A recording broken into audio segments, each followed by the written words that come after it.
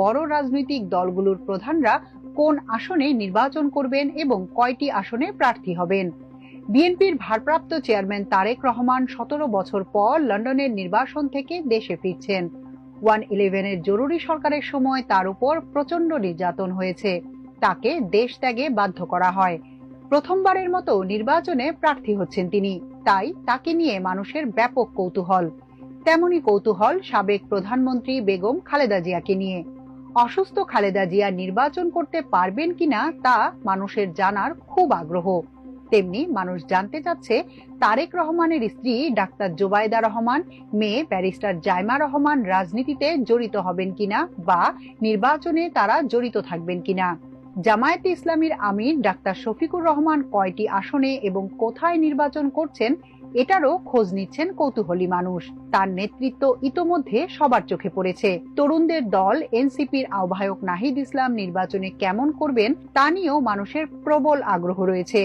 রাজনৈতিক দলগুলোর নেতাদের সঙ্গে কথা বলে জানা গেছে, প্রথম সারির অন্তত 10টি দলের শীর্ষ নেতা নির্বাচনে প্রার্থী হচ্ছেন। বেশিরভাগ নেতাই নিজ এলাকায় প্রার্থী হওয়ার বিষয়টিকে গুরুত্ব দিচ্ছেন। আসন্ন নির্বাচনে দেশের অন্যতম বড় দল আওয়ামী লীগ আপাত দৃষ্টিতে অংশ নিতে পারছে না।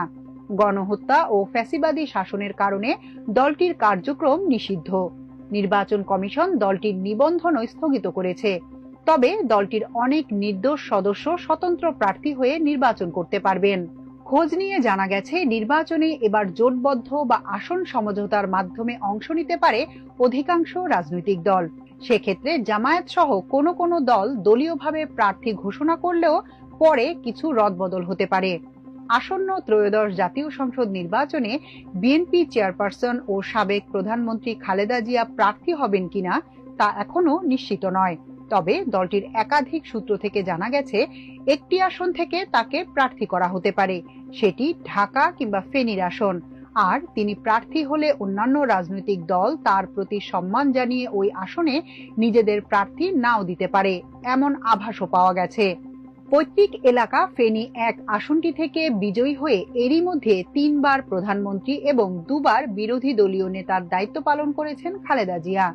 নির্বাচনে অংশ নিলে এবারও এই আসন থেকে প্রার্থী হবেন তিনি। এছাড়া দলের মধ্যে আলোচনা আছে, ফেনীতে প্রার্থী না হলে তিনি ক্যান্টনমেন্ট, গুলশান ও বনানী নিয়ে গঠিত ঢাকা 17 আসন থেকেও প্রার্থী হতে পারেন। বিএনপির স্থায়ী কমিটির সদস্য আমির খসরু মাহমুদ চৌধুরী বলেছেন, ম্যাডাম নির্বাচন করবেন কিনা সে সিদ্ধান্ত হয়নি। নির্বাচনী প্রক্রিয়া শুরু হলে পুরো বিষয়টি পরিষ্কার হবে। ম্যাডামের সিদ্ধান্ত তিনি নিজেই নেবেন। আমাদের